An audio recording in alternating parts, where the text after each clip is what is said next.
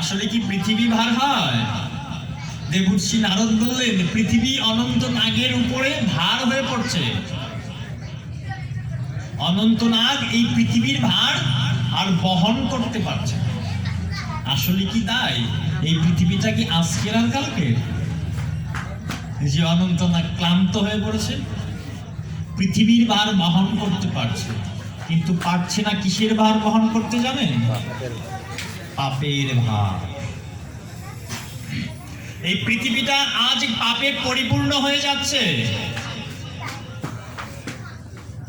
পাপের ভার অনন্তদেব আজ আর বহন করতে পারছে না, পরিশ্রান্ত হয়ে গেছে আজ। আর এই পাপের ভার সইতে না পেরে, পাপীদের পদাঘাত সইতে না পেরে সাধুরা আজ পলায়ন করছে, তীর্থস্থান ছেড়ে অন্যত্র গমন করছে। আর সেই তীর্থস্থানে আমার মতো অসাধুরা গিয়ে ঘাঁটি করে বসছে। যেদিকেই তাকায় শুধু কামনা বাসনা, কামনা বাসনা। ইহা বিনা আম কিচ্ছু পাই না, শুধুই কামনা বাসনা। আর অনেক কঠিন কঠিন কথা বলেছে। ব্রাহ্মণেরা অর্থ লোভে জগৎকে বেদের শিক্ষা দিচ্ছে। আমি আমার কথাই বলি, অন্যের কথা বলবো না। ভাগবত বললেন ব্রাহ্মণরা অর্থের লোভে বেদের শিক্ষা দিচ্ছে মানুষকে, যেমন আমি দিচ্ছি। এখানে এসেছি, আসার সময় কি নিয়ে এসেছি? সাথে একটা বেদ নিয়ে এসেছি, ভাগবত মহাপুরাণ নিয়ে এসেছি, অধ্যয়ন করছি। আসার সময় কন্ট্রাক্ট করে এসেছি ৫,০০০ টাকার দক্ষিণা দিতে। এমনটাই হচ্ছে আজকে আমাদের। এরকম অনেক কঠিন কঠিন কথা বলা আছে যা সুজের মতো গিয়ে গায়ে বেঁধে আমাদের। আমরা পারি না, অনেক জায়গায় বলিও না। এই সকল দৃশ্য দেখে ভক্তিদেবীর অসুস্থতার কারণ। এখন আসুন আমরা একটু বিচার করে দেখি, পাপীকে দেখে, পাপীর সংস্পর্শে গিয়ে যদি আমার ভক্তিদেবী ইনার দুই পুত্র জ্ঞান এবং বৈরাগ্যকে সঙ্গে নিয়ে অসুস্থ হয়ে যান, তাহলে আমরা কৃপাটা লাভ করব কি করে? আমি এখানে এসেছি, কেন এসেছি? একটু সাধু কথা বলবো বলে। এখানে এসে আমি যদি অসুস্থ হয়ে যাই, মূর্ছিতা হয়ে পড়ে যায়, তাহলে এখানে বসে হরি কথা বলতে পারবো? সাধু সঙ্গ করতে পারবো? ভক্তের পদধূলিটা নিতে পারবো? তো আমাদের এখন আমরা নিজে যদি একবার বিচার করে দেখি, হায় হায়, পাপীকে দর্শন করে, পাপীর সংস্পর্শে গিয়ে যদি ভক্তিদেবী অসুস্থ হয়ে পড়েন, জ্ঞান আর বৈরাগ্য মূর্ছিতা হয়ে যান, অচৈতন্য হয়ে পড়ে যান, তাহলে আমাকে কৃপা করবে কি করে? আমি একবার বিচার করে দেখি আমার মধ্যে কতটা সুচিতা আছে, আমার মধ্যে কতটা পবিত্রতা আছে, আমি কতটা একনিষ্ঠ হয়ে সাধু সঙ্গে এসেছি, আমি কোনো অপরাধ করেছি কিনা, সাধু সঙ্গে এসে আমার কোনো অপরাধ হচ্ছে কিনা। অবশ্যই আমাদেরকে এগুলো বিচার করে দেখতে হবে। যদি এই বিচারগুলি আমাদের অন্তরে না থাকে, তাহলে ভক্তিদেবীর কৃপাটা লাভ করতে পারবো না। কেননা পাপীর আশেপাশে ভক্তিদেবী কদাপি আসে না। ভক্তিদেবীর বাসস্থান কোথায় একটু পরেই বলবেন যে কোথায় কোথায় তুমি থাকবে। ভগবান বলে দিয়েছেন। ভগবান যখন ভক্তিদেবীকে সৃজন করেছিলেন তখন ভক্তিদেবী বলেছিলেন আমি এখন কি করব? তখন ভগবান বলেছিলেন তুমি আমার ভক্তদের পোষণ করো, অর্থাৎ তুমি আমার ভক্তদের রক্ষা করো, তুমি আমার ভক্তদের আনন্দ বিধান করো, তুমি আমার ভক্তদের হৃদয়ে সদা সর্বদা বিরাজিত থাকো। ভক্তিদেবীকে বলে দিয়েছেন। কাদের হৃদয়ে থাকতে বলেছেন? এই তোমাদের মতো একনিষ্ঠ ভক্তের হৃদয়ে থাকতে বলেছেন। শুধু থাকতেই বলেন নাই, ভগবান বলেছেন আমার ভক্তদের পোষণ করো, আমার ভক্তদের রক্ষা করো, আমার ভক্তদের অন্তরের আনন্দ বর্ধন করো, আমার ভক্তরা যেন নেচে গিয়ে হ্যাঁ কৃষ্ণ গোবিন্দ বলে ডাকতে পারে, তুমি তাদেরকে কৃপা করো। তাহলে আমাকে কি হতে হবে? ভক্তিদেবীর কৃপাটা লাভ করতে হলে আমাকে ভক্ত হতে হবে। যদি ভক্ত না হতে পারি তাহলে আমরা ভক্তিদেবীর কৃপাটা লাভ করতে পারব না। দেবর্ষি নারদ ভক্তিদেবীর সকল কথা শুনে ভক্তিদেবীর দুঃখের অবসান ঘটানোর চেষ্টা করতাম। কিভাবে ভক্তিদেবী তথা জ্ঞান এবং বৈরাগ্যকে সুস্থ করে তোলা যায়। দেবর্ষি নারদ বললেন, বৃথা খেদায়সে বালে অহ চিন্তা তোরা কথা শ্রীকৃষ্ণ চরণাম্বুজং স্মর দুঃখং গমিষ্যতি। বৃথা খেদায়সে, তুমি বৃথা দুঃখ করো না, তুমি বৃথায় অহ চিন্তা চিন্তা তোরা, তুমি চিন্তা করো না, তুমি শ্রীকৃষ্ণ চরণাম্বুজং, তুমি শ্রীকৃষ্ণ ভগবানের চরণে স্মরণ করো, আমার ভগবানকে ডাকো, ভগবানের নামগুণ কীর্তন করো, দুঃখং গমিষ্যতি, তোমার সকল দুঃখ তৎক্ষণাৎ তোমার দেহ থেকে দূরীভূত হয়ে যাবে। আমাদেরকে কি করতে হবে? ভগবানকে স্মরণ করতে হবে, ভগবানের নামগুণ কীর্তনাদি করতে হবে। তারপরে বললেন, দ্রৌপদী চ পবিত্রাতা যেন কৌরব কল্মষাৎ পালিতা গোপ সৌন্দর্য সকৃষ্ণ কাপ্পিনগতা।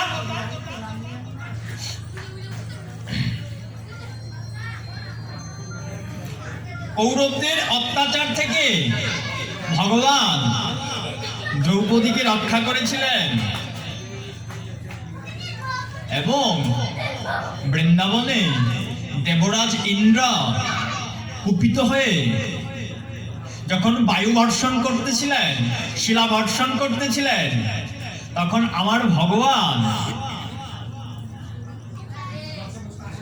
গিরি গোবর্ধন পর্বতকে এই কনিষ্ঠ আঙ্গুলের মধ্যে ধারণ করে 7 দিন 7 রাত্রি দাঁড়িয়েছিলেন আর বৃন্দাবনবাসীকে বাঁচিয়েছিলেন। তুমি যদি ভগবানের সেই চরণে শরণাপন্ন হও, অবশ্যই ভগবান তোমাকেও রক্ষা করবেন, তোমার মনের আনন্দ বিধান আমার ভগবান করবেন। তাই নারদ বললেন, সত্য ত্রেতা আর দাপর এই 3 যুগে জ্ঞান আর বৈরাগ্য ছিল মুক্তির সাধন। জ্ঞান এবং বৈরাগ্যের দ্বারা জ্ঞান অর্জন করতে করতে করতে করতে যখন চরম সীমায় পৌঁছায়, তখন সাধক বৈরাগী হয়, সাধু হয়, পরমাত্মায় স্থিত হয়ে ব্রজগুলের মধ্যস্থলে প্রাণবায়ুকে স্থাপন করে ব্রহ্মরন্ধ্র ব্যাগ করে সেই পরমাত্মায় মিলিত হয়ে যায়, অর্থাৎ মুক্তি লাভ করে। কখন ছিল সেটা? সত্য, ত্রেতা আর দাপর, কলিযুগের কথা বলেন নাই। তাহলে জ্ঞান আর বৈরাগ্যের দ্বারা কলিতে সিদ্ধি লাভ হবে না।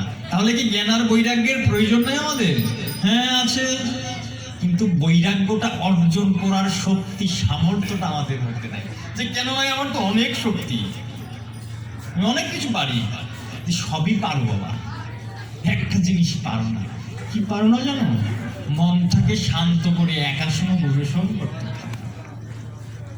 বৈরাগ্য হতে হলে, বৈরাগী হতে হলে, সাধু হতে হলে দেহের শক্তির প্রয়োজন হয় না।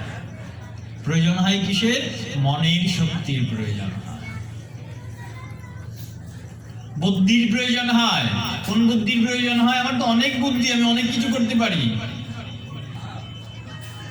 না, সুবুদ্ধির প্রয়োজন হয়। যেই বুদ্ধিটা আমাকে প্ররোচনা করে সাধু সঙ্গে নিয়ে আসে, আর যেই বুদ্ধিটা প্ররোচনা করে কুসঙ্গে নিয়ে যায়, সেই বুদ্ধির দ্বারা জ্ঞান অর্জন করা যায় না, বৈরাগ্য অর্জন করা যায় না। তাহলে কলিযুগের মুক্তির উপায়, কলিযুগে মুক্তির সাধন কি বললেন? কিন্তু কলিযুগে তো কেবল ভক্তি ব্রহ্ম সাজুজ্য, অর্থাৎ মুখ্য দান করে থাকে। একমাত্র ভক্তি। তোমার জ্ঞান বৈরাগ্য কোনো কিচ্ছুর দরকার নাই। তুমি তোমার নিজের নাম লিখতে পারো না, তাই বলে তুমি ভগবানকে পাবে না? অবশ্যই পাবে। যে কিসের দ্বারা পাবো? যে অন্তরে একটু ভক্তি অর্জন করো আর সাধুর পদধূলি মস্তকে বহন করো, তবেই তুমি ভগবানকে পাবে। তোমার মোক্ষ লাভ হবে, তুমি ব্রহ্ম সাযুজ্য লাভ করতে পারবে। এই ভেবেই পরমানন্দ চিন্ময় মূর্তি জ্ঞান স্বরূপ শ্রীহরি তার নিজ সৎরূপে তোমাকে সৃষ্টি করেছে। ভক্তি দেবী শুধু তার দুই পুত্রকে সঙ্গে নিয়েছিলেন না, আমার ভগবান ভক্তি দেবীকে সৃজন করে আরেকজনকে সঙ্গে দিয়ে দিয়েছিলেন। কেন দিয়ে দিয়েছিলেন? আপনাদের মতো অগণিত সাধুগুরু বৈষ্ণবকে পারঘাটায় নিয়ে যাওয়ার জন্য একজনকে সঙ্গে দিয়ে দিয়েছিলেন। তিনি কে আর কাকে দিয়েছিলেন সাথে? আমরা সাধু সঙ্গ কেন করি? তীর্থ পর্যটনে কেন যায়? বৃন্দাবনে কেন যায়? পুরীতে কেন যায়? নবদ্বীপে কেন যায়? হরিদ্বারে কেন যায়? সীতাকুণ্ডে কেন যায়? কাশীতে কেন যায়? এক কথায় উত্তর দেব, মুক্তি পাওয়ার আশায়। সেই মুক্তিকে পাবো কোথায়? পাবো কোথায়? সেই মুক্তিকে কেউ দেখেছি? সেই মুক্তিকে আমরা, আমার ভগবান ভক্তি দেবীকে সৃজন করে ভক্তি দেবীকে দুই পুত্র দিলেন, যে নেও জ্ঞান আর বৈরাগ্যকে তোমার পুত্র রূপে দিয়ে দিলাম, তোমার সঙ্গে রাখো। আর আমার যে অগণিত ভক্ত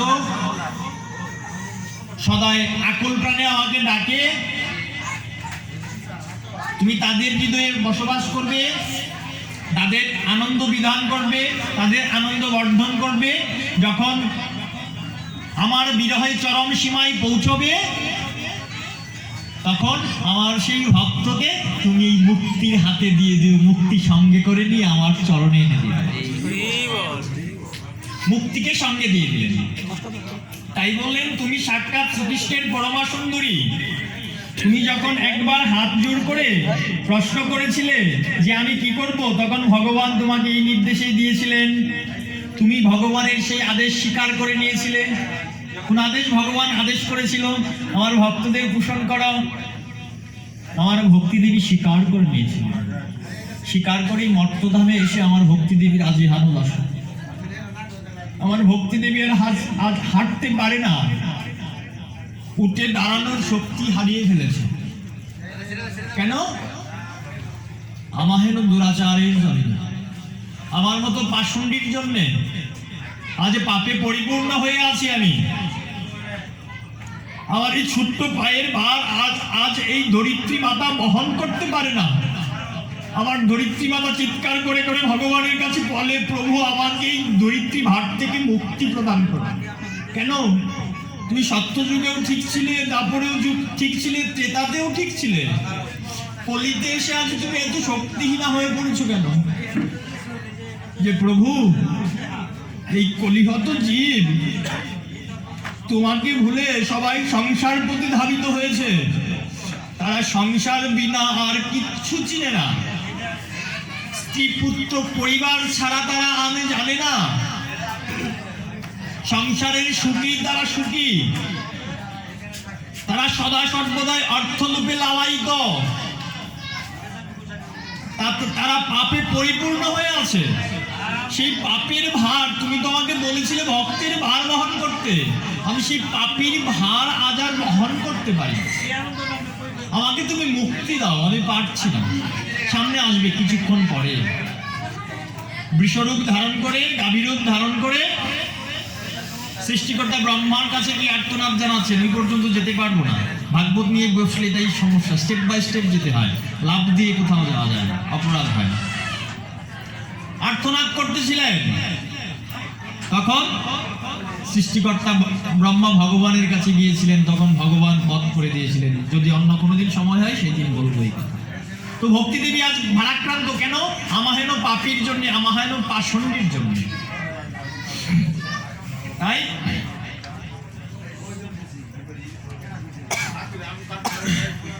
জ্ঞান বৈরাগ্যকে তোমার পুত্র রূপে দান করেন। তুমি তোমার সাক্ষাৎ স্বরূপে বৈকুণ্ঠধামে ভক্তদের পোষণ করো। মর্তলোকে তুমি তো ভক্তদের পোষণের জন্য কেবলমাত্র ছায়ারূপ ধারণ করে আছো। তথাপিও আজ তোমার এহেন দশা। যদি সশরীরেই মর্তধামে আসতে তাহলে কি হতো? আজ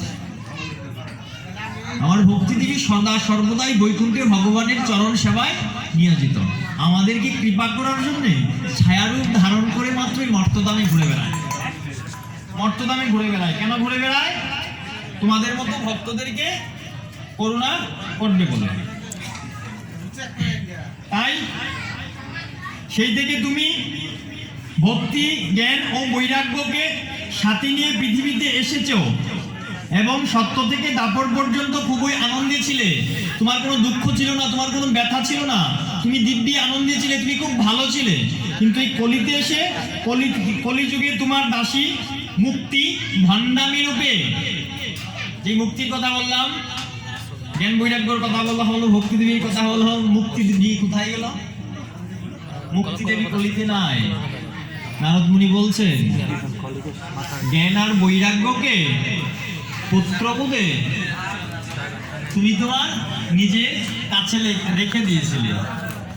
আর দাপরের শেষে ভগবান যখন এই মর্তধাম পরিত্যাগ করে চলে গেলেন তখন মুক্তিকে সঙ্গে নিয়ে গেলেন। ভগবান চলে গেলেন, ভগবানের সঙ্গে সঙ্গে মুক্তি দেবীও চলে গেলেন। কোথায় চলে গেলেন? বৈকুণ্ঠে। এই মর্তধামে আর থাকলেন না। তবে বলেছেন, ভক্তি দেবীকে আশ্বাস দিয়েছেন, তুমি যখন আমাকে ডাকবে তখনই সেই ভক্তকে ভগবানের চরণ প্রান্তে নিয়ে যাওয়ার জন্য আমি মুক্তি তৎক্ষণাৎ এসে আবির্ভূত, তৎক্ষণাৎ চলে আসবো আমি। মুক্তি দেবী চলে গেলেন। ভক্তি দেবী জ্ঞান আর বৈরাগ্যকে পুত্রবোধে নিজের কাছেই রেখে দিলেন এবং আমি তৎক্ষণাৎ তুমি ডাকলে ক্ষণকাল বিলম্ব করবো না, চলে আসবো। এই বলে দেবর্ষি নারদ ভক্তি দেবীর নিকটে প্রতিশ্রুতি দিলেন যে আমি যদি তোমাকে আনন্দ দিতে না পারি, ভাগবত বলছে, ভাগবতের ভাষায় বলছে, অন্ন ধর্মান তিরস্কৃত্য পুরস্কৃত্য মহোৎসবান তদানাহং হরির দাস লোকে তাং ন প্রবর্তয়। দেবর্ষি নারদ বলছে অন্ন ধর্মান তিরস্কৃত্য পুরস্কৃত্য মহোৎসব।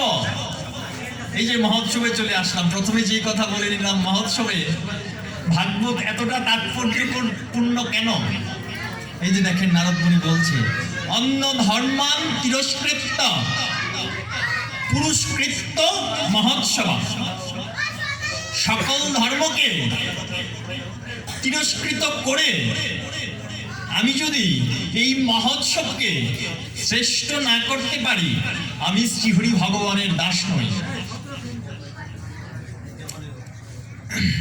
দেখো, অন্য ধর্মকে দমন করে এবং ভক্তি বিষয়ক মহোৎসবে আদর বাড়িয়ে যদি আমি এই ভূমণ্ডলে তোমার প্রচার করতে না পারি,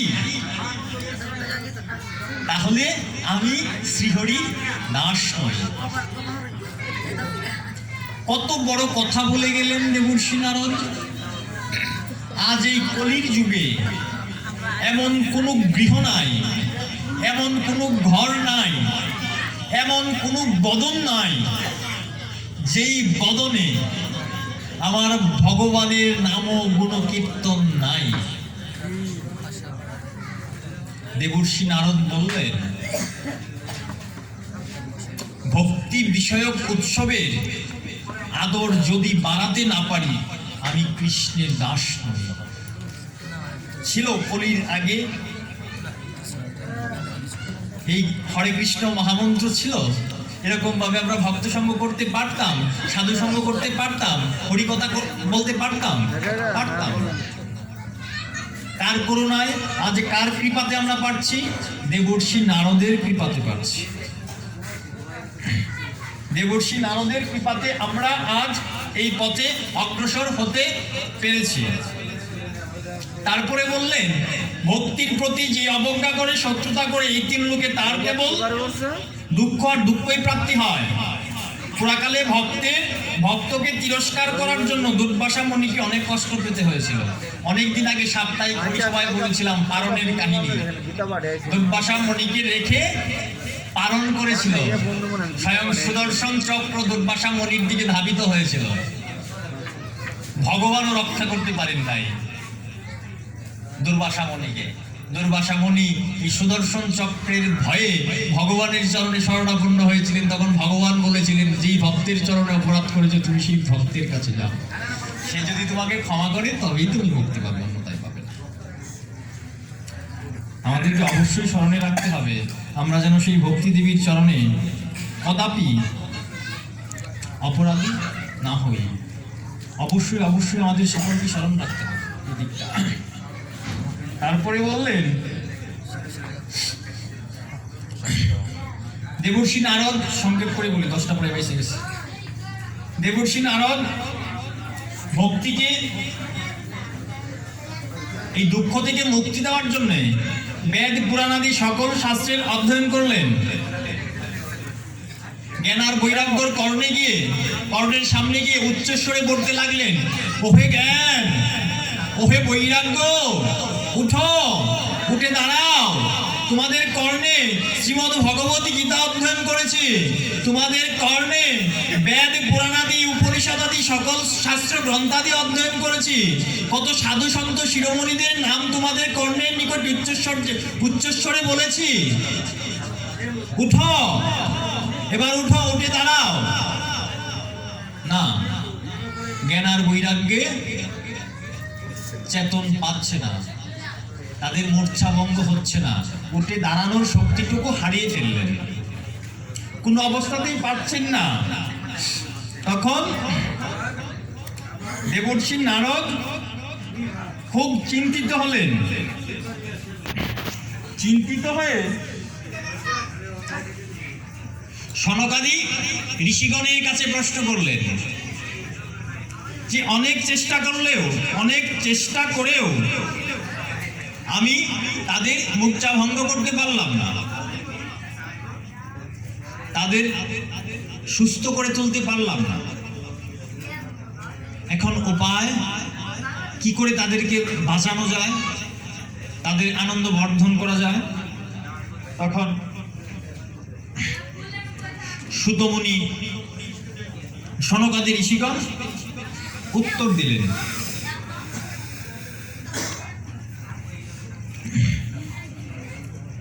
মা চিন্তাং কুরু দেবর্ষি হর্ষং চিত্তে মহাবাহ উপায় সুখ সাধ্য অর্থবর্ততে পূর্বয়া বহি অহো নারদ তন্ময়সি বিরক্তানানি শিরোমণি সদা কৃষ্ণ দাসনগ্রাম নিগ্রহ ভাস্কর। সনকাদি ঋষিগণ বললেন,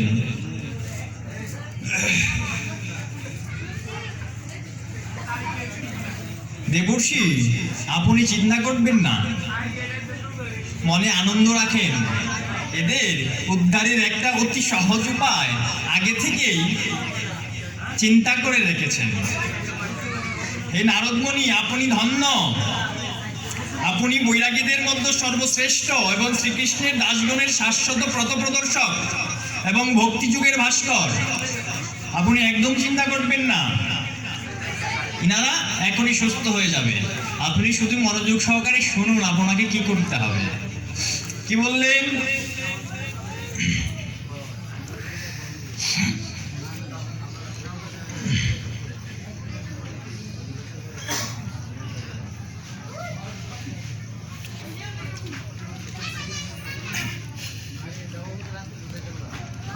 হে নারদ, দ্রব্যযজ্ঞ, তপযজ্ঞ, যুগযজ্ঞ এবং সাধ্যায়রূপ জ্ঞানযজ্ঞ এই সবই তো কেবল স্বর্গাদি লাভের কর্মের ইঙ্গিতই বহন করে থাকে। পণ্ডিতগণ জ্ঞানযজ্ঞকেই সৎকর্মের মুক্তিদায়ক এবং সূচক বলে মনে করে থাকে। তো আপনি বেদ পুরাণাদি অনেক কিছুই অধ্যয়ন করেছেন, কিন্তু ভগবানের লীলা কথা কি বলেছেন? ভগবানের লীলা কথা কি আস্বাদন করিয়েছেন? যে না করায়নি। তো আপনি ওনাদের কাছে গিয়ে বেদ পুরাণাদি উপনিষদের কথা বলুন, আস্বাদন করান। অনেকগুলি কথা এখানে ছেড়ে চলে এসেছি। দেবর্ষি নারদ হাহাকার করেছিলেন, বদরিকাশ্রমে গিয়েছিলেন, এখানে ধ্যানমগ্ন হয়েছিলেন। তখন দৈববাণী হয়েছিল। দৈববাণীতে দেবর্ষি নারদকে ইঙ্গিত করেছিলেন এই ভাগবত মহাপুরাণ অধ্যয়ন করানোর। তখন সনকাদি ঋষিগণ দেবর্ষি নারদকে এই ভাগবত কথামৃত দান করেছিলেন। এই ভাগবত কথামৃত শ্রবণ করে ভক্তি এবং জ্ঞান বৈরাগ্য সকলেই সুস্থ হয়েছিলেন। তখন দেবর্ষি নারদের মনে প্রশ্ন জেগেছিল যে আমি বেদ পুরাণাদি যে গ্রন্থগুলি অধ্যয়ন করলাম,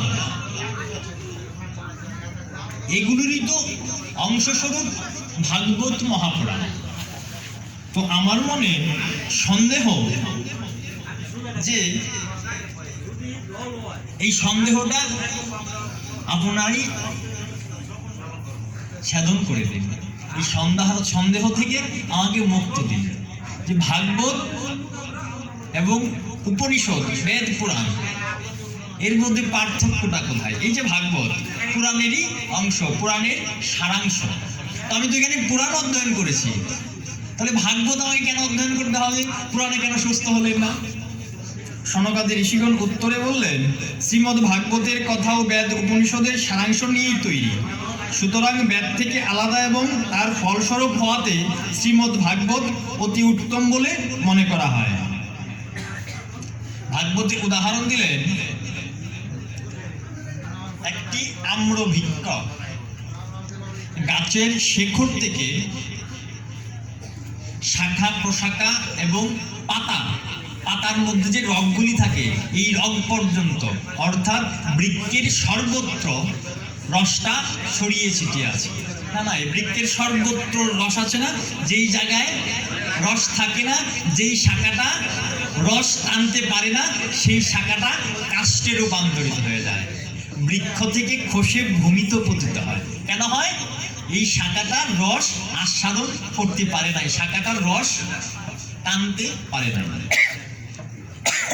কিন্তু এই আম্র বৃক্ষের রস আমাকে যদি কেউ এনে দেয়, আম্র বৃক্ষ থেকে কেউ যদি আমাকে এনে দেয়, আমি এটা আস্বাদন করতে পারবো? এটা আমার কাছে আস্বাদীয় বস্তু হবে? হবে না। কখন এই আম্র বৃক্ষের রসটা আমার কাছে আস্বাদনীয় বস্তু হবে? যখন এই বৃক্ষের শাখায় এই সকল রস একত্রিত সিঞ্চন করে বৃক্ষের শাখায় একটি আম্র ফল হয়ে ঝুলবে। এই ফলটা বৃক্ষ থেকে সযত্নে পেরে যখন কোনো সাধু কোনো ভক্তের হাতে দেবে, এই ফলটা যখন ভগবানের সেবায় লাগবে, ভগবানের নিবেদিত মহা মহা মহা অমৃত আস্বাদীয় হবে এই আম্র ফলটা। এই যে আম্র বৃক্ষের রস আর এই যে আম, এই ফলের মধ্যে, এই রসের মধ্যে কোনো পার্থক্য আছে? আমের মধ্যে কি আম্র বৃক্ষের রস থাকে না, অন্য কোনো বৃক্ষের রস থাকে? ঠিক তদ্রূপ বেদের পাকা আম্র ফলস্বরূপ হলো এই ভাগবত মহাপুরাণ। এতে কোনো আঁটি নেই, খোসা নেই, সম্পূর্ণই আস্বাদন, শুধুই রস আর রস। শ্রবণম মঙ্গলম, শ্রবণম মঙ্গলম। আরো ব্যাখ্যা দিলেন, সহজ করে আরো ব্যাখ্যা দিলেন। দুগ্ধ, আমরা সকলেই জানি দুগ্ধের মধ্যে ঘৃত থাকে। দুধ ছাড়া অন্য কোনো বস্তু থেকে ঘৃত তৈরি করা যাবে? তাহলে ঘৃতটা কিসে থাকে? দুগ্ধে থাকে। যখন আমি দুগ্ধে যেহেতু ঘৃতটা থাকে, আমি দুধ পান করে ঘৃতটাকে আস্বাদন করতে পারবো? পারবো না। যখন এই দুগ্ধটাকে মন্থন করব, মন্থন করে ঘৃতটাকে বের করব, তখন এই ঘৃতটা দেবতাদেরও রসবর্ধক হয়, আমাদের প্রত্যেকে আস্বাদীয় বস্তু হয়, আমার গুরু গোবিন্দের সেবায় লাগে। আমার এই ভাগবত মহাপুরাণ হলো সেই ঘৃত। বেদ থেকে এই ঘৃতটাকে মন্থন করে ভাগবত এনে দিয়ে দিলেন, তোমরা এই রস আস্বাদন করো। আরো বললেন, আখের সর্বত্রই চিনি ছড়িয়ে ছিটে থাকে। এই চিনিটা, এই আখ থেকে চিনিটাকে যখন মন্থন করা হয়, মন্থন করলে কি হয়? মন্থন করলে চিনি হয়, এর থেকে গুড় হয়। এই গুড় দিয়ে, এই চিনি দিয়ে অনেক রকমের আস্বাদীয় বস্তু তৈরি করা যায়। তো আমার এই ভাগবত মহাপুরাণ হলো সেই আস্বাদীয় বস্তু। এর মধ্যে আটি কুষা কিছুই নাই, শুধুই রস আর রস। এই রস ভাগবত ভক্তরা, ভগবত ভক্তরা, গৌর অনুরাগী ভক্তরা শুধু আস্বাদন করে যাচ্ছে। এটা শুধুই আস্বাদীয় বস্তু, আমাদের এই রস আস্বাদন করতে হবে। যেখানে ভাগবত মহাপুরাণ প্রবেশ করে, সেখানে আমার ভগবান স্বয়ং প্রবেশ করেন। এই ভাগবতে বললেন, ভাগবত আমার ভগবানের শব্দময়ী বিগ্রহ। আর একটু সময় দেন, আধা ঘন্টা সময় দেন, দেখে দেবেন। 10টা বেজে গেছে। 10টা বেজে গেছে। আর আগে স্বাধীন পেয়েছেন না, আধা ঘন্টা বেশি হয়েছে। 3 মিনিট আছে। 3 মিনিট বাকি। আর কত দূর আগামো একটু বল, মানে দেখে দিল ভিতরে যাওয়া যাবে না। যাই হোক, হরে কৃষ্ণ। 5 minute, 5 minute. ভাগবতের একটা শ্লোক না বললে অপরাধ। হরি বল, হরি বল। শ্রীমদ্ ভাগবতম প্রথম স্কন্ধ প্রথম অধ্যায়। সুতের কাছে সনকাদি মণিগণের প্রশ্ন।